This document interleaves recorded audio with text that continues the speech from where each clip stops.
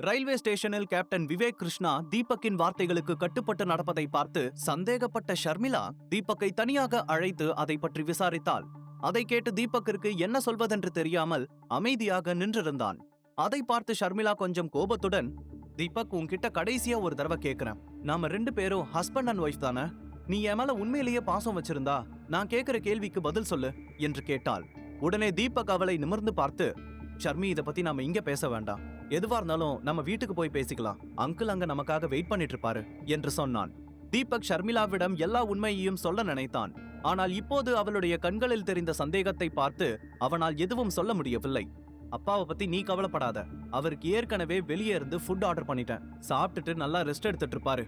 நீ பேச்ச மாத்தாம நான் கேட்டதுக்கு பதில் சொல்லு. ஆரம்பத்துல அப்பாவை காப்பாத்துறதுக்காக 30 லட்சம் ரெடி பண்ணி கொடுத்தேன். அதுக்கப்புறம் கார்த்திகா என்கேஜ்மெண்ட் அப்போ நெக்லஸ், கொஞ்ச நாளைக்கு முன்னால கோல்டன் பாஸ், இப்போ ஃபர்ஸ்ட் கிளாஸ் டிக்கெட். இதெல்லாம் எப்படி நடக்குது? இந்த 3 வருஷமா இந்த மாதிரி எதுவும் நடக்கல. இந்த கொஞ்ச நாளா தான் இப்படி எல்லாம் நடக்குது. எனக்கு இதுக்கு பதில் தெரிஞ்சே ஆகணும் என்று விடாப்பிடியாக கேட்டாள் ஷர்மிளா.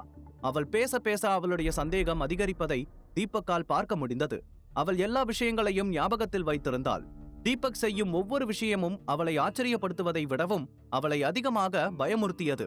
தீபக் அமைதியாக நின்று கொண்டிருப்பதை பார்த்து, சொல்லு தீபக், ஏன் எந்த பதிலும் சொல்லாம இப்படி அமைதியா இருக்க என்று ஷர்மிளா கேட்க, ஷர்மி, நீ இவ்ளோ பதட்டமாகிற அளவுக்கு எதுவும் நடக்கல.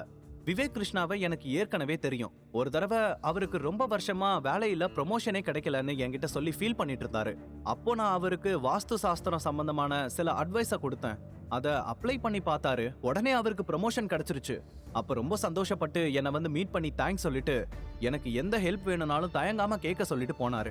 இன்னைக்கு எனக்கு அவரோட ஹெல்ப் தேவைப்பட்டது, அவரை யூஸ் பண்ணிக்கிட்டேன், அவ்வளோதான் என்று சொன்னான். அவன் சொன்னதை கேட்டு ஷர்மிளா எந்த பதிலும் சொல்லாமல் அமைதியாக யோசித்தபடி நின்றிருந்தாள். இன்னமும் என்ன நீ நம்பலனா, நான் இப்பவே கேப்டனுக்கு போன் பண்ணி கொடுக்கறேன், நீ அவர்கிட்டயே கேட்டுக்கோ என்று சொல்லி போனை எடுக்க ஷர்மிளா அவனை தடுத்து, சந்தேகமெல்லாம் இல்ல, உனக்கு எப்படி வாஸ்து சாஸ்திரத்தை பத்தி எல்லாம் தெரியும் என்று கேட்க, அதான் அன்னைக்கே சொன்னல, எனக்கு பழங்கால விஷயங்களை பத்தி எல்லாம் படிக்கிறது ரொம்ப பிடிக்கும்னு. அப்போதான் இந்த ஆன்மீகத்துல இருக்கிற அருமையெல்லாம் தெரிஞ்சு அதை பத்தி படிக்க ஆரம்பிச்சேன். அதுல கத்துக்கிட்டது தான் எல்லாமே என்று சொன்னான் தீபக். அவன் சொல்வது ஷர்மிளாவை கொஞ்சம் யோசிக்க வைத்தது. ஒருவேளை தீபக் சொல்றதுதான் உண்மையா இருக்கும், நான் தான் தப்பா புரிஞ்சுக்கிட்டேன் என்று தனக்குத்தானே சொல்லி சமாதானம் செய்து கொண்டாள். அப்போது தீபக் அவளை பார்த்து, நான் பொய் சொல்லியிருக்க கூடாதுன்னு எனக்கு தெரியும், ஆனா இப்போ உனக்கு என் மேல இருக்கிற சந்தேகத்துல நான் உண்மையை சொல்லியிருந்தா அதை கேட்கிற மனநிலையில நீ இருந்திருக்க மாட்ட. இப்பதான் உனக்கு என் மேல கொஞ்சம் கொஞ்சம் நம்பிக்கை வந்துகிட்டு இருக்கு. இந்த சமயத்துல உண்மையை சொல்லி நான் ரிஸ்க் எடுக்க விரும்பல ஷர்மி, என்னை மன்னிச்சிடு. முதல்ல நான் உன்னோட முழு நம்பிக்கையையும் சம்பாதிக்கணும், அதுக்கப்புறம் தான் என்னை பத்தி உன்கிட்ட சொல்ல முடியும். என்னை பத்தி தெரிஞ்சுக்கிட்டதுக்கு அப்புறம் கண்டிப்பா நீ என்னை விட்டு விலகி போக மாட்ட என்று தனக்குள் சொல்லிக் கொண்டான். அதன் பிறகு இருவரும் வீட்டிற்கு கிளம்பி சென்றார்கள். இன்னொரு புறம் கார்த்திகா கோபமாக வீட்டிற்கு வந்து ரயில்வே ஸ்டேஷனில் நடந்த எல்லாவற்றையும் தன் பாட்டியிடமும் அண்ணனிடமும் சொன்னாள். அதை கேட்டு இருவரும் பயங்கரமாக கோபப்பட்டார்கள். அந்த தீபக்கு என் அம்மாவை அவமானப்படுத்துற அளவுக்கு தைரியம் வந்துருச்சா? நீ பார்த்துட்டு சும்மாவா வந்த? பாட்டி, இதுக்கு மேல அவனை நம்ம சும்மா விட்டா அவன் நம்ம மொத்த குடும்பத்தையும் இப்படிதான் அவமானப்படுத்திட்டு இருப்பான். இதுக்கு இப்பவே ஒரு முடிவு கட்டியாகணும், வாங்க போலாம் என்று கோபத்தில் கத்தி சொன்னான் நவீன். ஆனால் காயத்ரி தேவி எந்த பதிலும் சொல்லாமல் ஏதோ ஒரு யோசனையிலேயே இருந்தார். அப்போது அவன் அவர் அருகில் வந்து தோள்களை உலுக்கி, பாட்டி, என்னாச்சு உங்களுக்கு? கார்த்திகா சொன்னதெல்லாம் உங்களுக்கு கேட்டுச்சா இல்லையா என்று கோபமாக கேட்டான். எனக்கு எல்லாம் கேட்டுச்சு. அந்த தீபக் தனக்குத்தானே கல்லற தோண்டிக்கிட்டு இருக்கான். அவனை நான் சும்மா விட போறது கிடையாது. நீ உடனே கணேஷ் நம்பருக்கு கால் பண்ணு. தீபக்கோட உண்மையான நிலைமை என்னன்னு அவனுக்கு நாம புரிய வைக்கணும் என்று பேய்த்தனமான ஒரு புன்னகையுடன் சொன்னார் காயத்ரி தேவி. அவர் சொன்னதை பார்த்து தீபக்கிற்கு எதிராக ஏதோ ஒரு பெரிய திட்டம் வைத்திருப்பதாக நினைத்து சந்தோஷப்பட்டான் நவீன். இன்னொரு புறம் தீபக் ஷர்மிளா இருவரும் காரில் வீட்டிற்கு சென்று கொண்டிருந்தார்கள். ஷர்மிளா கொஞ்சம் சோர்வாக இருந்தாள். ஆனாலும் போனில் எதையோ நோண்டிக் கொண்டே அமைதியாக உட்கார்ந்திருந்தாள். அப்போது தீபக் தூரத்தில் ஒரு ரெஸ்டாரண்ட் இருப்பதை கவனித்தான். அவளை கொஞ்சம் இந்த விஷயத்திலிருந்து வெளியே கொண்டு வர நினைத்த தீபக், ஷர்மி, இங்க ஒரு ரெஸ்டாரண்ட் இருக்கு, இங்கே சாப்பிட்டுட்டு போயிடலாமா? எப்படியும் நம்ம வீட்டுக்கு போய் சமைச்சுதான் சாப்பிட வேண்டியிருக்கும், அங்கிளுக்கு தான் ஏற்கனவே ஃபுட் ஆர்டர் பண்ணிட்டல்ல என்று கேட்டான் தீபக்.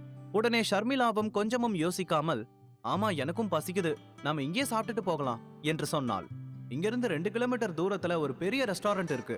அந்த இடமே கேண்டில் லைட் செட்டப்ல ரொம்ப ரொமான்டிக்கா இருக்கும். ஆக்சுவலா உன்னை அங்க கூட்டிட்டு போகணும்னு தான் எனக்கு ஆசை. ஆனா நீ ஏற்கனவே என் மேல சந்தேகமா இருக்க. அவ்வளோ பெரிய ரெஸ்டாரண்ட்டுக்கு போறதுக்கு எங்க இருந்து பணம் கிடைச்சதுன்னு கேட்டா மறுபடியும் நான் மாட்டிக்குவேன்.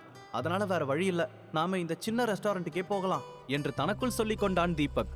இருவரும் ரெஸ்டாரண்டிற்கு முன்னால் காரை நிறுத்திவிட்டு சாப்பிட உள்ளே சென்றார்கள்.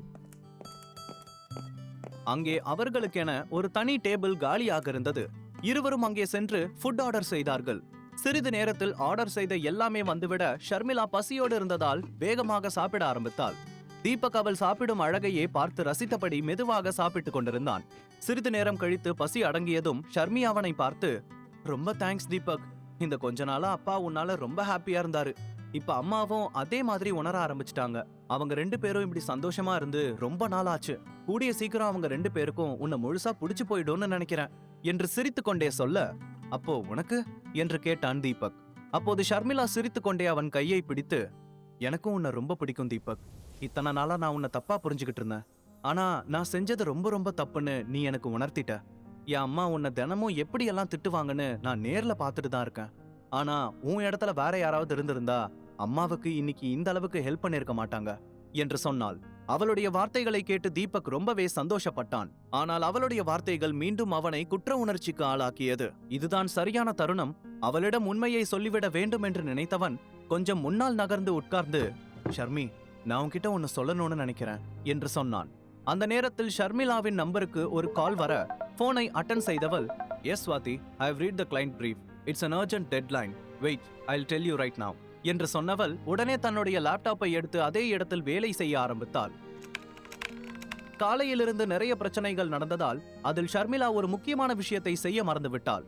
தீபக் தன் மனதில் இருக்கும் எல்லாவற்றையும் ஷர்மிளாவிடம் சொல்ல நினைத்தான். ஆனால் ஷர்மிளா ஸ்வாதியுடன் போனில் பிஸியாக இருந்ததால் அவனால் அப்போது எதையும் பேச முடியவில்லை. சில நிமிடங்களில் ஷர்மிளா தன்னுடைய வேலையை முடித்தாள். சாரி தீபக், எனக்கு கிளையண்ட்டுக்கு மெயில் பண்ண வேண்டியது இருந்துச்சு. காலையில நடந்த பிரச்சனையில எல்லாத்தையும் மறந்துட்டேன். கொஞ்ச நேரத்துல மைண்ட் பிளாக் ஆயிடுச்சு. அம்மா, நீ ஏதோ சொல்ல வந்தல்ல என்று கேட்டாள் ஷர்மிளா. ஷர்மி, உன்னை பார்த்தா ரொம்ப டயர்டா தெரியுது. நம்ம வீட்டுக்கு போய் பேசிக்கலாமா என்று தீபக் கேட்க, ஆமா தீபக், எனக்கு கொஞ்ச நேரம் ரெஸ்ட் எடுக்கணும். ரொம்ப டயர்டா ஃபீல் ஆகுது என்று சொன்னாள் ஷர்மிளா. இந்த மாதிரியான சமயத்தில் ஷர்மிளாவிடம் சொல்வது சரியாக இருக்காது என்று புரிந்து கொண்டவன் அதன் பிறகு அதை பற்றி எதுவும் பேசவில்லை. இருவரும் பில்லை செட்டில் செய்துவிட்டு வீட்டிற்கு கிளம்பினார்கள். இருவரும் காரில் ஏறும்போது அந்த வழியாக காரில் சென்ற பிரியா தீபக்கை கவனித்தாள்.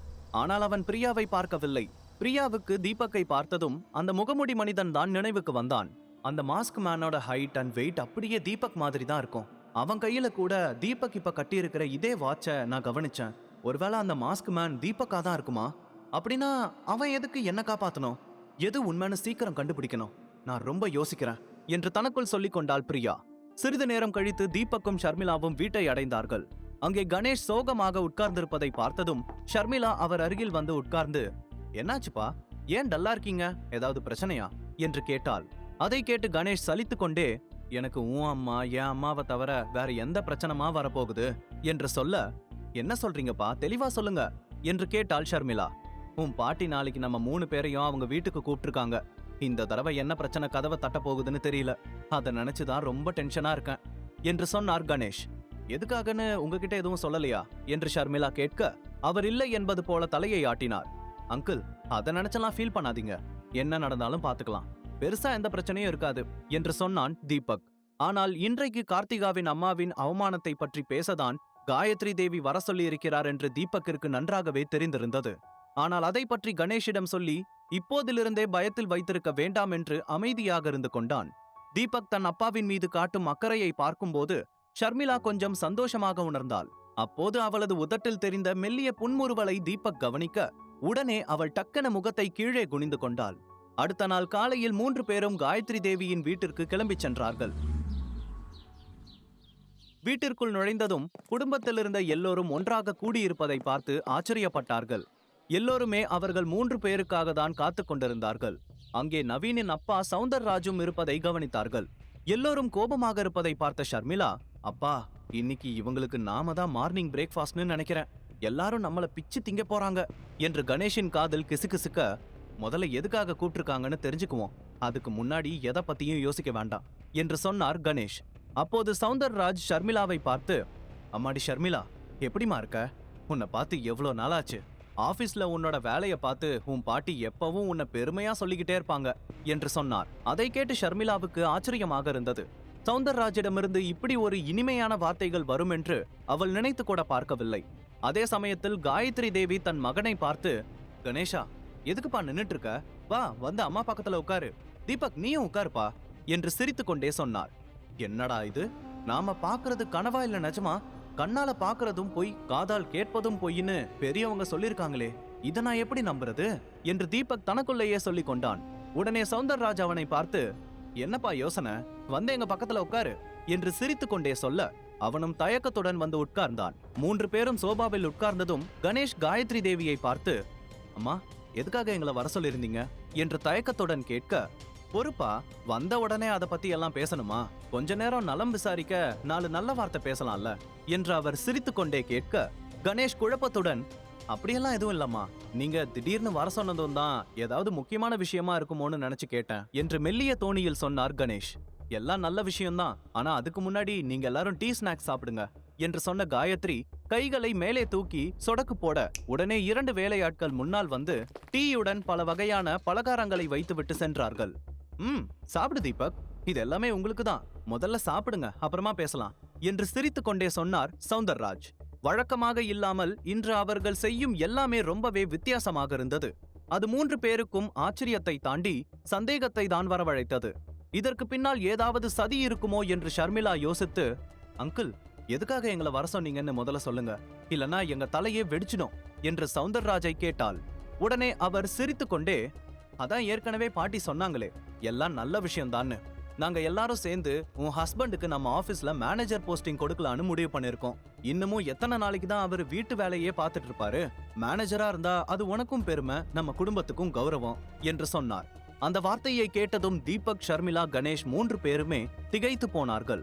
நேத்து வரைக்கும் என்ன ஜோக்கரு, எதுக்கும் லாய்க்கு இல்லாதவன், அது இதுன்னு வாய்க்கு வந்தபடியெல்லாம் பேசிட்டு இன்னைக்கு திடீர்னு எப்படி இப்படி மாறினாங்க? இதெல்லாம் பார்த்தா எனக்கு சந்தேகம் இன்னமும் அதிகமாகுது என்று தீபக் தனக்குள் சொல்லிக் கொண்டான். உண்மையில் காயத்ரி தேவியும் சௌந்தர்ராஜும் என்ன பிளான் வைத்திருந்தார்கள்? தீபக் மீண்டும் ஏதாவது புது பிரச்சனையில் மாட்டப் போகிறானா? முழு கதையையும் கேட்டு மகிழ பாக்கெட் FM ஏபி டவுன்லோட் செய்யுங்கள். லிங்க் டிஸ்கிரிப்ஷனில் கொடுக்கப்பட்டுள்ளது.